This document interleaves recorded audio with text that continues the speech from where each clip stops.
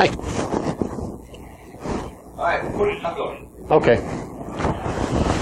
Well, I got a couple of people had to step out. So your slide on the right-hand side and you on the middle. All right. Thank you. I'll probably be in this area mostly. Okay. Well, Todd knows me. I'm Ed Collins, and you are, since the class is so small, Scott. And where are you from, Scott? Fairmont? I'm from Bridgeport. Do you work in IT for a company or on your own? I can't hear you, I'm sorry. Okay, good. And you, sir? Uh-huh. And you work in IT? Okay. And you, sir? You going to stay in here? Or? Okay, that's fine. And you are? Justin. Yeah. I'm not good with names, so. Paul, Justin, Scott. I was just about to say that. And you, David. Okay. Well, I'm Ed Collins. I work for the U.S. Army in Clarksburg. I'm the IT chief there. I'm up here speaking to you today about this Cantenna, kinda. It's going to be a little bit broader. It's an interactive class. Anytime you got a comment, question, please speak up. This is not a one-way. This is not a college course where it's a one-way production. Okay.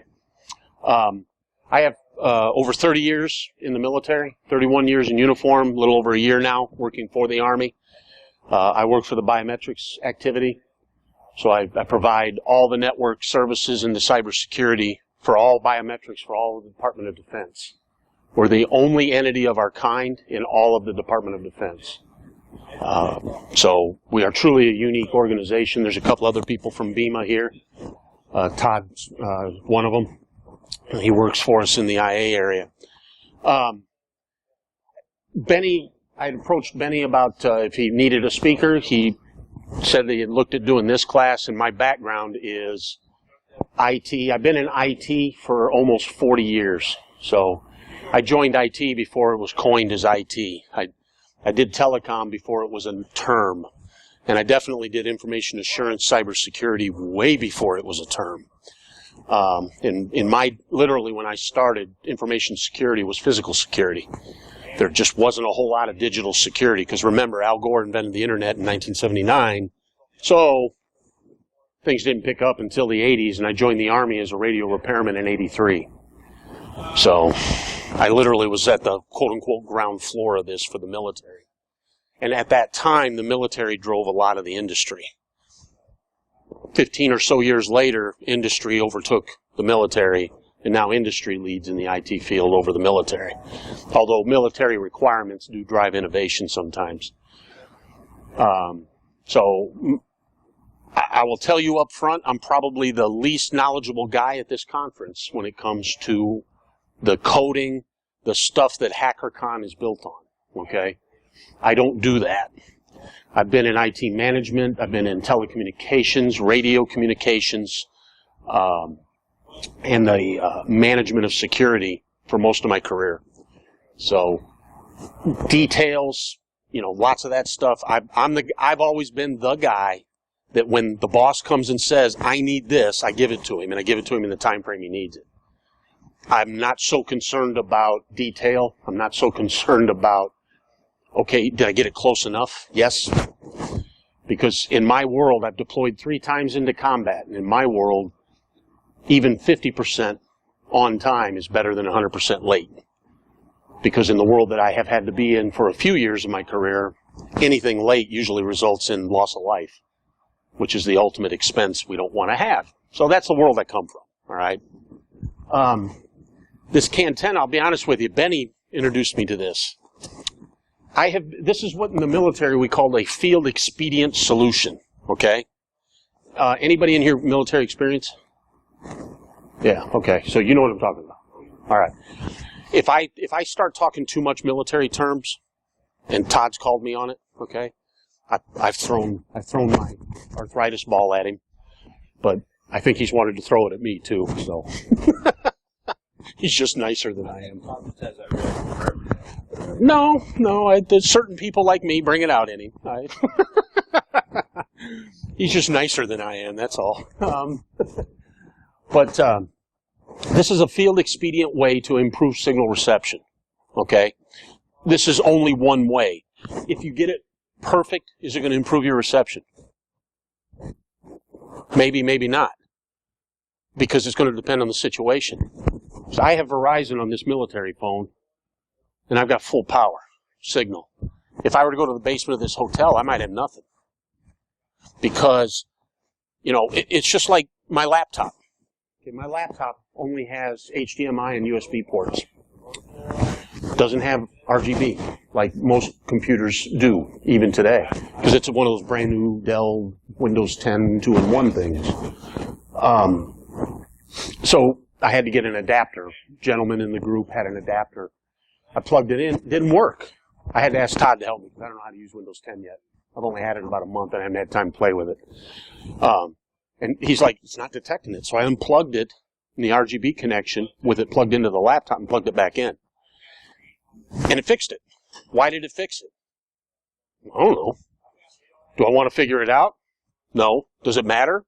No. So why did it do that? I don't know. It worked. That's all I care about. That's field expediency. Make it work. Don't worry so much about why. Is that always a good thing? No. Sometimes you need to know why, especially if it's going to be something that's repeatable. Because then you want to know why so that you can avoid it the next time. Because then something else will happen and you got to figure out why, so you want to learn the why so you can avoid that one. And then the next time and the next time. And you're building on it. That's kind of what we do in IT. Because, mechanical engineers, they want to build a bridge. They get to see cause and effect. They can see what's happening. They can see the effects it has, and they can see the solution. Can we? No. Because unless you got an electron microscope, and there's only several handful in the world, you can't see electrons. So you don't know what's going on. They can do whatever they want. So field expediency is something we all do in our daily lives and at work. This is one solution. There's some other solutions before we get into this. When you drive down the road and your cell phone's not working so hot, it's a 79 corridor. There's sections of the 79 corridor where your cell reception gets pretty weak. Why is that? Well, okay, but what about the mountains? Okay, yeah. It's because all communications relies on line of sight.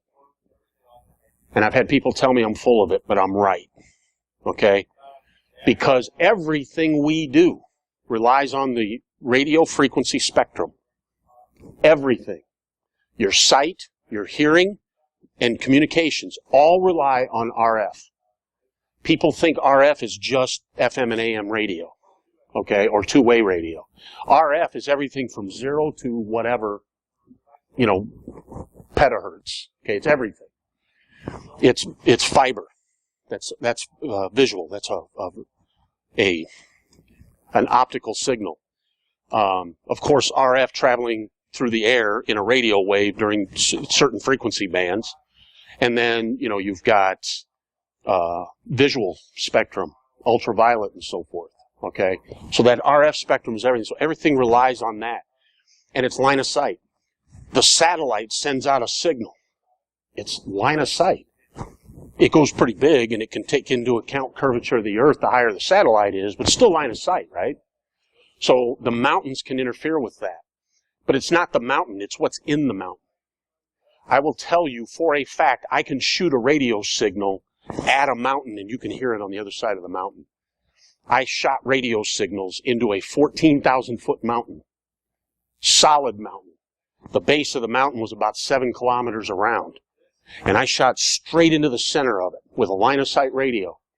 And the guy on the other end had more than enough signal strength in order to pass data. How can that happen? It's a line-of-sight radio. Well, this is where things in the earth come into play. Lots of things. I mean, geology, iron ore, coal. Coal compressed for thousands of years turns into diamonds. But it also goes through other steps. As I said, my wife, she hunts for gold and silver and finds it. It's in the earth, and the coal is a great breeding ground for a lot of those precious metals and even some precious stones. And some precious stones are crystals. Why is that important? Well, radio waves resonate using crystals. You might be old enough to remember building radios using crystals. Okay. You've done it, but I remember that's how we had radios. That was the only way we got radios, is we used crystal resonators, okay, to get the right frequencies and to boost the power so we could hear them, okay? And it's still used today as a technique for field expediency, right? So, lots of factors. You can make a field expedient radio or antenna out of anything conductive. I've actually seen people take water tanks and put a signal booster on it, and they get massive power increase, because the tank's made out of metal, but then the water helps. It helps resonate the signal, okay? It's weird. Never could explain it, but it worked. Again, that's all I cared about. Got a signal out. We were in a bowl. Literally. Big-ass bowl in the middle of the desert. Needed to talk. It worked. Back in the 70s, it was popular to have a CB radio in your car. But people were, the 60s and 70s is when crime started to increase significantly. It was in the early 60s that police officers were murdered just for being cops. First time it happened was in 1964. Made a movie about it called The Onion Fields.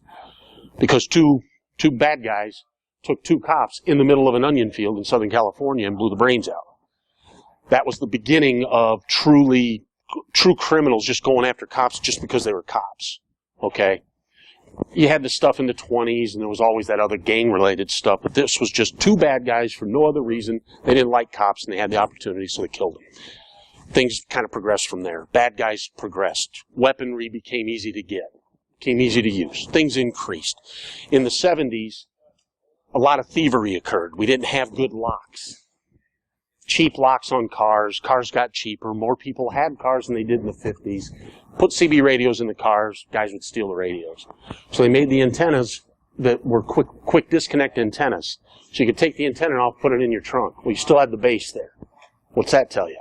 Well, they can't steal the antenna, but you got a CB radio in the car somewhere. So then people started taking and using alligator clips because there wasn't anything better. And they used alligator clips, and they had clipped the antenna to the frame of the car. And they used the car as an antenna.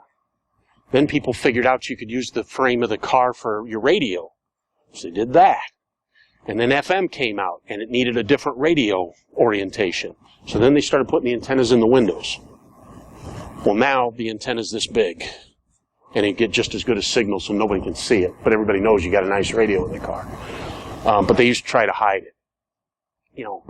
And at first it was people doing expediency, and then the engineers in Detroit and elsewhere figured out ways to incorporate it into the design of the cars. And it translated outside that, transistor radios. I am old enough, I was actually trained to fix radios that used tubes. And we used great big powerful tubes called klystron tubes for microwave radios. And they're metal tubes. And they're heavy too.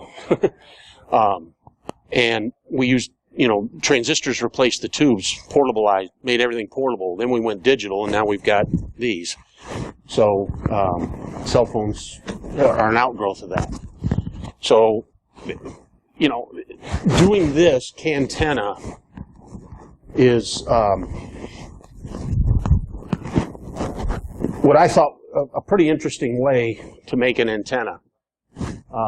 Takes a few parts that are a little odd, and SecureWV had to buy these connectors, okay, because they're hard to get unless you've got a really super electronics store, which up where I live, we don't.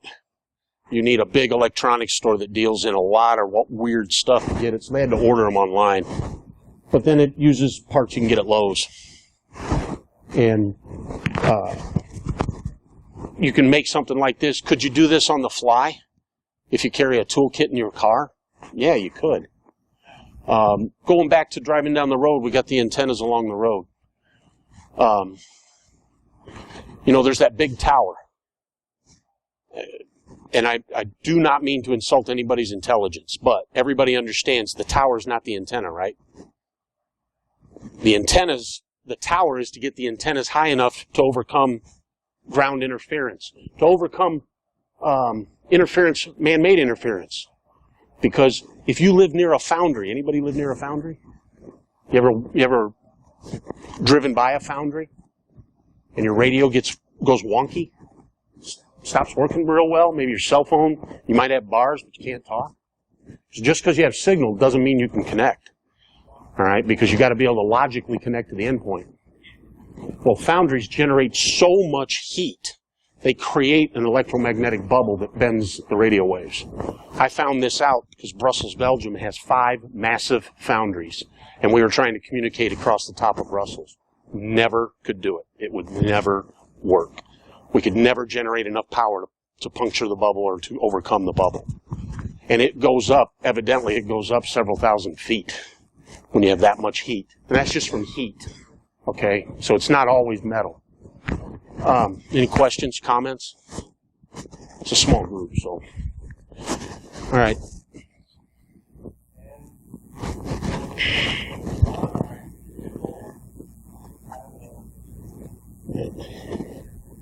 So there's,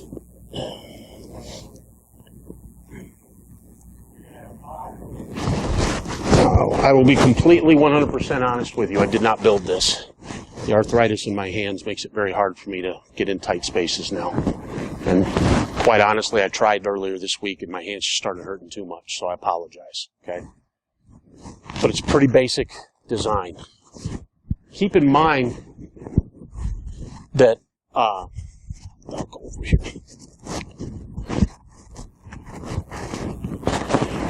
The pipe. This red is the pieces of pipe, okay? Why would we do that? Why would you put plastic pipe in between those washers, metal washers? Insulator. Because plastic doesn't conduct. I mean, you have enough power, yeah. If you have enough power, anything will conduct, including air. I have a battery in my back for pain. I walked through an electromagnetic field. One of Todd and I's coworkers was standing next to me, and it lifted me off the floor because I have a battery with wires directly connected to my spine. And it overloaded my battery and sent, I don't know how much voltage, but it sent a shitload of voltage into my back.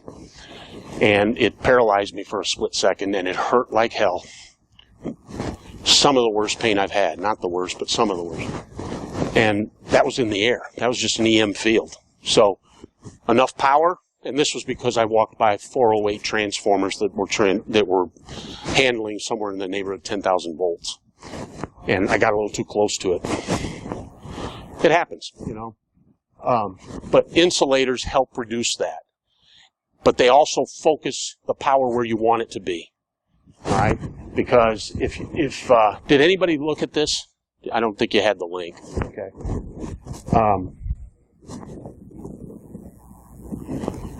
Wavelength. This is a little bit of the math. I'm not as well versed in the math. I just know how to make it work. Okay. You guys in your world are more concerned about the formulas and the math than I am. So if I don't have your answers, I apologize. If somebody else can explain it, I ain't the smartest guy in the world. I'd be happy to listen to better explanations. But when you got your wavelength, you can do all the math, and this is where they came up with the 1/8 of a centimeter, okay, which is 1/8 of 2.5 inches. All right, and that's why they said 12.3 centimeter wavelength is 12.3 centimeters, which is about 1/2 inch, and a quarter of that's 3 centimeters. Excuse me. 12.3 centimeters, 2.54 centimeters is an inch. So it's about 6 inches. And that's where there's a thing up there for the bolt to be 5 inches long, okay? 5 1/4. And that's where it comes from. But we want to go quarter wavelength. Because up there we're wanting to resonate. That's what this antenna is doing. That's what your Pringles can is going to do. It's going to increase resonation of your output signal, of your cell phone, of your radio, of your two-way family radio that some people have for their kids so they can keep track of them in the neighborhood. You can increase the resonance, which gives you greater distance. And you put the washers every quarter wavelength, which literally is a math formula, and it comes up to be the spacing for our washers, which is roughly 3 centimeters. Okay, that's where we get the inches. Okay, so you cut 4 3-centimeter lengths of pipe to act as spacers, and then you measure the 12.3 centimeters, which is roughly that Pringles can.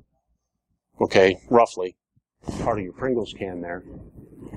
And then after you do that, you make your marks. You put make them with a saw, and you put the washers. You make the width so you can get this into your Pringles can. The ends hold it. The metal, even though it's foil, it's that really cheap foil, because that Pringles can probably cost the manufacturer all of about 4 cents to make in material, because he buys great big sheets. But inside this Pringles can, chips in there, Dan. Okay. That's a metal lining. It's really thin. It's really cheap. It's not going to, like if you dropped your cell phone in there, it's not going to stop your cell phone from receiving a signal, because it's not that strong. But it's enough to add resonation to your radio signal. Okay? And by putting that capability for your output or input signal to resonate, it increases its strength, increases range, helps it overcome obstacles. Because with that radio shot that I made through the mountain was solid granite. So it literally, the radio wave just bent around the mountain. Didn't go very far. It kind of hugged the mountain and ended up on the other side. All the computers said the shot was impossible. We made it every time. Never could. That was the one radio communication shot that we could do during that event, that exercise, that we knew would always work. Nobody could explain why, other than the fact that the mountain was helping bend the radio wave. Is the only reason that it worked. Okay, but we couldn't give you the science behind why it worked. It was a best guess estimate because it was field expediency, which a lot of times definition on field expediency is your best damn guess. Okay? Yes? Did I hear something? Okay. So I have these printed out. I've got some up here for the guys that, if you want to try and build one, all right, be my guest. I'll help you. This is talking to another colleague of mine that's here, and at his house we just bought these new Android cell phones for the military. It's a Samsung S5, but the phone's not as important as the carrier. The carrier's Verizon. In my bag back here, I've got my personal cell phone, which is an AT&T phone. At my house in Bridgeport, I have AT&T. I don't have a home phone, and so my AT&T cell phone in my house, I get maybe 1 bar if I'm lucky. My wife will be talking to people, and the phone will die. And, like, she'll be talking to me. I'll call her back. She goes, "Why'd you hang up on me?" I didn't hang up on you. I'm on a landline. I can't hang up on you. Well, I could, but not a good idea.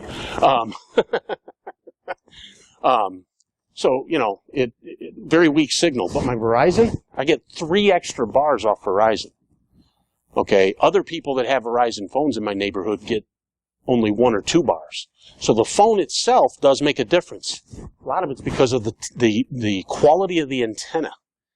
It's not the electronics, it's the antenna. Antennas are just like batteries. Over the last 20 years, batteries have improved pretty good and become longer lasting, haven't they? A lot longer lasting in the last 20 years. Antennas are the same way. They're getting smaller, they're getting lighter, and they're getting better. Okay? It's kind of like Moore's Law. Every 6 months, storage capacity increases while it goes down by half. And every 18 months, technology takes a full leap forward. Well, antennas are part of that. They're not forgotten. There's companies out there, it's all they make are antennas. Everything from a cell phone antenna that's about that big and flat to the antennas that NASA uses to try and find extraterrestrial life and everything in between. So the quality is what increases. Will this help you get better signal at home? It might and it might not. It just depends on what exactly is causing you not to have a strong signal. If it's interference because you live near a manufacturing plant or you live near some kind of deposit that's got a lot of metal in it, whether it's man-made or natural, the antenna may not help. But if it's just distance, this will help. Like my house is an old lath and plaster concrete and steel house. Ain't nothing going to help mine except a powered relay. I need a powered relay for my home. But other people that just are living at a distance, we all know them, some of us are them. This kind of antenna, made a little bit bigger, made with a little bit better materials, could increase your ability to get a signal. You live in Fairmont, right, Scott? Do you see the same difference between carriers? Yeah, AT&T does, but Verizon, from what I hear, does not. It's all where the customer base is. I live in Bridgeport. Bridgeport's a town of 6,500. Everybody says that it's the high-end people. Yeah, it may be, but they're all cheapskates. They tip 50 cents where other people tip $2. Okay? So, just because it may be the high-end doesn't mean they spend it, because they don't. But it's only a town of 6,500. And it's a couple miles from Clarksburg, which is 16,000. Get strong signal from both carriers in Clarksburg. Lower income, but of course everybody has a cell phone. There's kids today. I've seen 4-year-olds with their own cell phone. I don't quite grasp that concept, but I've seen it. Okay, I was in Afghanistan and I saw old guys that looked way older than me. That were actually younger than me, riding a donkey or a camel, talking on a cell phone. They'll have cell phones in Afghanistan, but they won't have electricity, they won't have running water, they won't have sewage, and they'll eat rice and a piece of fruit every day, and that's their meal. But they got a cell phone, and it works. So they use solar chargers. Go figure. So I'm not going to go into the details of making this because it's on the sheet. We can go through it for anybody that wants to make it, okay? Does anybody want to make one? It's up to you. If you want to, please. I have a soldering iron, and I've got a set of tools that'll probably assist. Okay, so I've got the sheets. I'm going to put them out here. You can take the sheets. The website should be on the sheet. Let's see.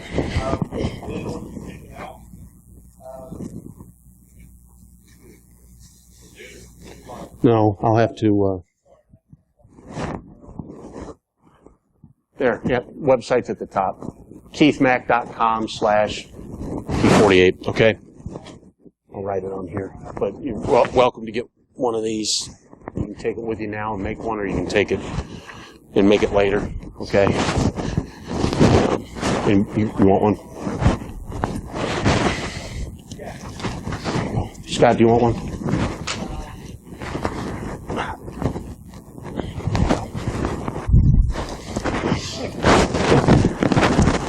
Todd, do you want one?